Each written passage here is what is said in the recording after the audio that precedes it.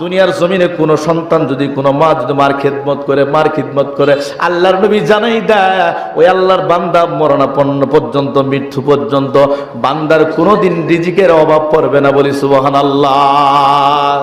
মুসলমান ভাইরা আমার, আল্লাহ বলেন হাল আতালাল ইনসানি হিনুম মিনাদ দাহরি লাম ইয়াকুন শাইয়াম মাযকুরা।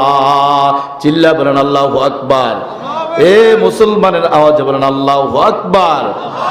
মুসলমান আল্লাহর গোলাম, তাহলে পিতামাতার সঙ্গে ভালো ব্যবহার দরকার আছে কিনা? হ্যাঁ, আল্লাহর ওয়ার্ড আর আল্লাহর নির্দেশ, তোমরা পিতামাতার সঙ্গে এমন ভাবে কথা বলো, এত নরম স্বরে কথা বলো, এত আস্তে কথা বলো, তোমার কথার কারণে তেন তোমার বাবা মা কোনোদিন যদি ও শব্দটা পর্যন্ত তোমার সামনে না বলে। আছে কিনা?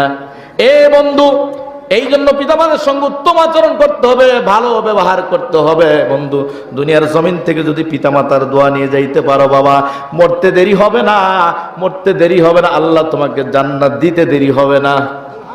এ মুসলমান আল্লাহর গোলাম, আমি বক্তা যদি খানায়ে কাবার যদি ইমাম সাহেব হই, খানায়ে কাবার যদি মুতাল্লি হই, সভাপতি হই বাবা, এই বন্ধু যদি পিতামাতার বরদোয়া আমি নিয়ে ফেলাই রে বাবা, যদি পিতামাতার কাছ থেকে ক্ষমা না নিতে পারি রে বাবা, খোদা